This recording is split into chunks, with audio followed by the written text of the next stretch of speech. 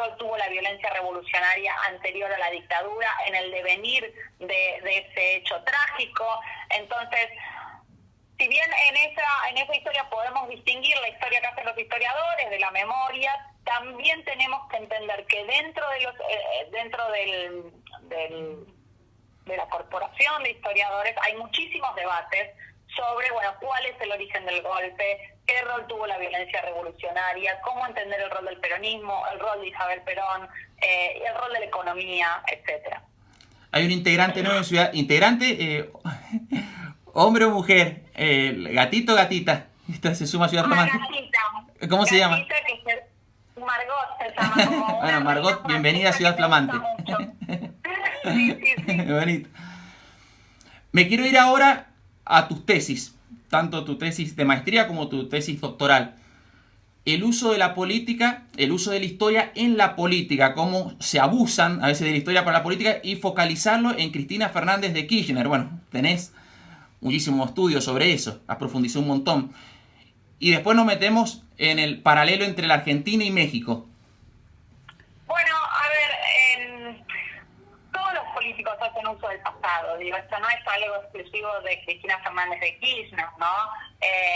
Todos los políticos hacen un uso político de la historia y tratan de transmitir un relato sobre la historia porque también es una manera de ubicarse a ellos mismos en una historia.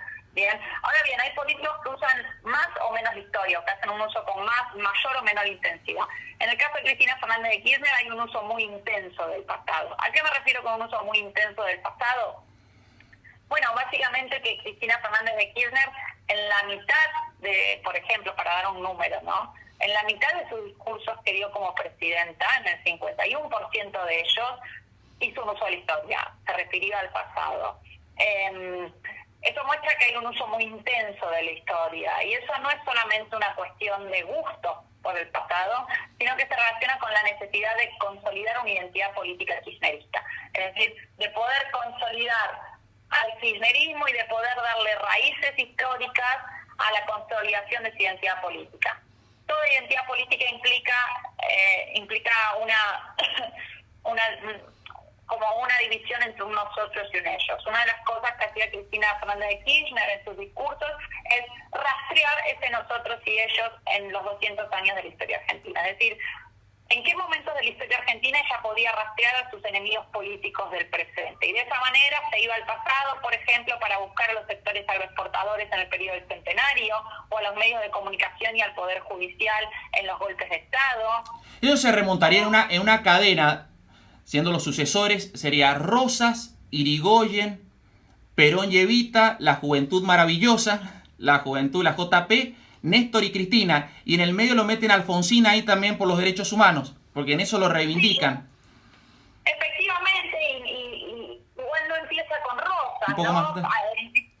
En Cristina Kirchner hay una reivindicación muy fuerte también de los héroes de la independencia. Cristina Kirchner hablaba de terminar con 200 años de divisiones y fracasos. Es decir, lo que consideraba Cristina Fernández de Kirchner era que su gobierno venía a refundar la Argentina después de 200 años y a cumplir con las promesas incumplidas de la Revolución de 1810.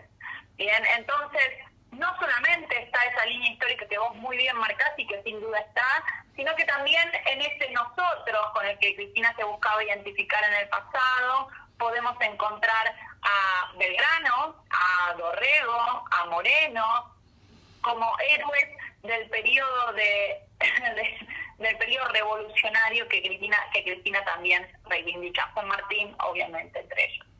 Esa comunidad imaginada puede ser de Benedict Anderson. Quería más o menos retomar en 1810 al Bicentenario, al 2010. Claro, a ver, la idea...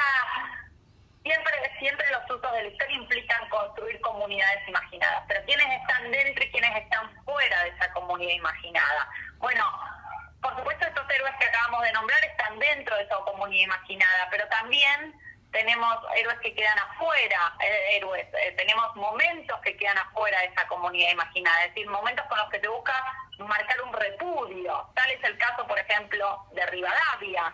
Tal es el caso, por momentos, de Urquiza, ¿no? Cristina decía que la batalla de Caseros de 1852 es uno de esos puntos en donde los argentinos se equivocaron. Tal es el caso de Roca, el Centenario y todos los golpes militares, con alguna excepción capaz en el golpe de 1943, que suele presentárselo como un golpe necesario frente a la década infame. O ellos dicen la revolución del 43. Claro. Ahí le agrega un poquito de edulcorante para que quede mejor, no golpe del 43. Sí. Y ahora, en tu tesis doctoral, haces un cotejo entre Argentina y México. Y vos decís, Sí. ¿cuáles son las diferencias entre el método que utilizó Cristina, en esto de la grieta, de confrontar el nosotros y el ellos, y el PAN?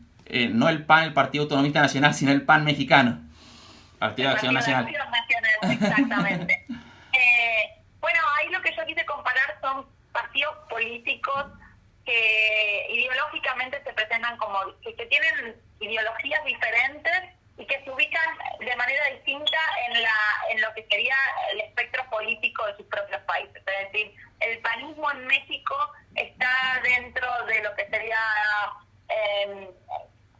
un partido liberal conservador en el espectro político mexicano, mientras que el kirchnerismo podríamos caracterizarlo como un gobierno de tipo populista, según algunos autores, o del nuevo giro a la izquierda, ¿bien? Entonces, en ese sentido, lo que yo traté de comparar son dos gobiernos que hacen un uso político del pasado, son dos gobiernos distintos políticamente y que por ende hacen un uso político del pasado muy diferente. Lo que yo quise mostrar es que en el kirchnerismo tenemos un uso político del pasado polarizador, donde se trata de marcar esta diferencia entre un nosotros y un ellos de la que hablaba recién, mientras que en el caso del panismo mexicano lo que tenemos es un uso del pasado conciliador, que quiero decir, o integrador.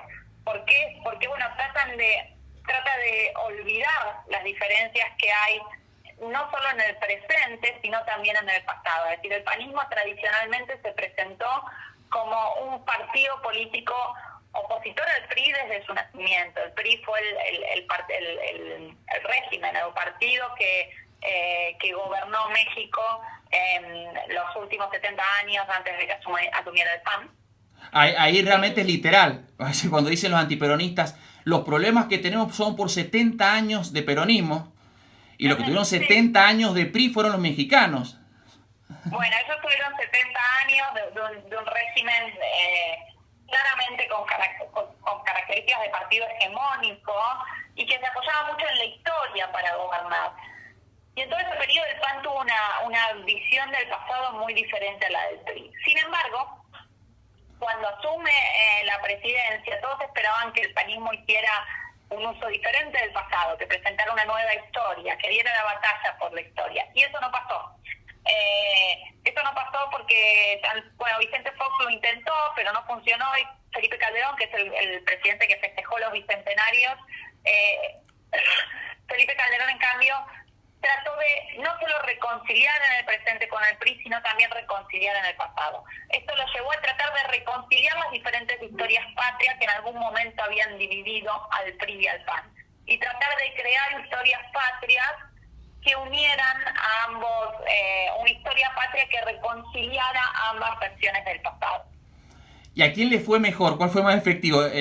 ¿La confrontación de Cristina o esta reconciliación del PAN con el PRI? Bueno, el PAN... Porque ahora ahora está Morena en el gobierno, con López Obrador. Hay que ver cómo medimos a quién le fue mejor, ¿no? Pero la realidad es que los usos del pasado del panismo no tuvieron mucho éxito.